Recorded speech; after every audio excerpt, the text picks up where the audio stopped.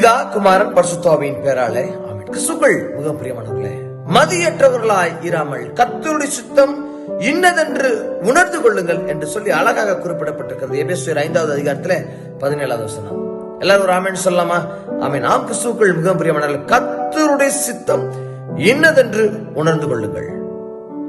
நானும் என் சித்தத்துக்கு நான் ஓடின பொழுது, என் இஷ்டத்துக்கு நான் செயல்பட்ட பொழுது கீழே விழுந்தேன், நஷ்டப்பட்டேன், அவமானம் ஏற்பட்டது, எல்லாராலும் வெறுக்கப்பட்டேன்.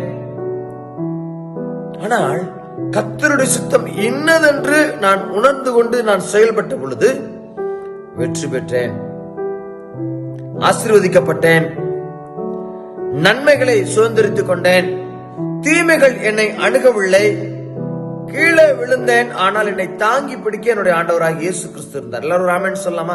ஆமென். ஆம், கிறிஸ்துவுக்குள் மிகவும் பிரியமானவர்களே, நீங்கள் கர்த்தருடைய சுத்தம் என்னதென்று அறிந்து செயல்படுகின்ற பொழுது நீங்கள் வெற்றி பெறுவீர்கள், நீங்கள் ஆசீர்வதிக்கப்படுவீர்கள், நீங்கள் பலப்படுத்தப்படுவீர்கள், நீங்கள் நிர்மூலமாகாமல் இருப்பீர்கள், நீங்கள் நிறைவான ஆசீர்வாதத்தை சுதந்திரித்துக் கொள்வீர்கள், நீங்கள் நித்தியமான வாழ்க்கைக்குள்ளாக நடத்தி செல்லப்படுவீர்கள். எல்லாரும் ஆமென் சொல்லலாமா?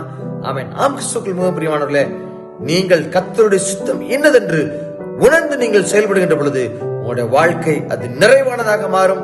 கர்த்தர் தாமே நிறைவான வாழ்வை தந்து அவருடைய சித்தத்துக்கு நாம் இசைந்து செயல்பட தேவன் நமக்கு பலனளித்து நம்மளுடைய மதியீனத்தை முறியடித்து ஞானத்தோடு கூட வாழ்ந்து அவருடைய சித்தத்தை உணர்ந்து செயல்பட கர்த்தர் நமக்கு பலனளித்து ஆசீர்வதித்து பாதத்தில் நடத்தி காத்துக் கொள்வாராக.